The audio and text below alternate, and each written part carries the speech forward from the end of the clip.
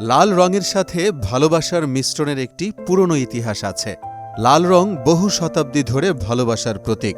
১৩ শতকের বিখ্যাত ফরাসি কবিতা রোমান দে লা রোজ, সেখানে বলা হয়েছে লেখক তার গল্পের নারী চরিত্রের প্রয়োজনে একটি লাল ফুল খুঁজছিলেন।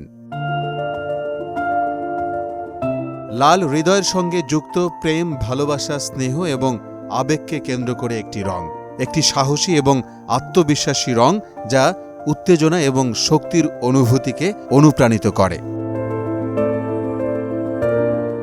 লাল একটি সার্বজনীন রং যা সারা বিশ্বে স্বীকৃত এবং উদযাপিত। এটি ভালোবাসা এবং স্নেহের সমার্থক। এটি ভ্যালেন্টাইন্স ডে এর জন্য সেরা রং হিসেবে বিবেচিত। বিশ্ব ভালোবাসা দিবসে যে ফুলের ব্যবহার হয় তাও লাল।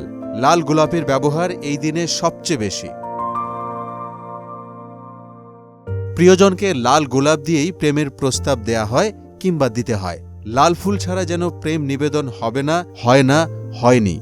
আবার প্রিয়জনের মন ভালো করতেও লাল গোলাপ কিংবা লাল ফুল নিয়েই কিন্তু সামনে আসতে হয়।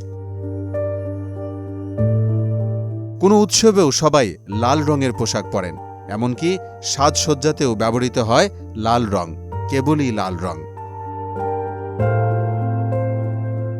লাল রঙকেই প্রেমের শক্তিশালী প্রতীক হিসেবে বিবেচিত করা হয়েছিল। বিশ্বের অনেক সংস্কৃতিতে লাল রঙকে ভাগ্যবান এবং সুখের প্রতীকও বলে মনে করা হয়। তাই তো সারা বিশ্বে লাল রঙের এত ব্যবহার। মোহাম্মদ ওয়ালিউল্লাহ, মোহনা ডিজিটাল।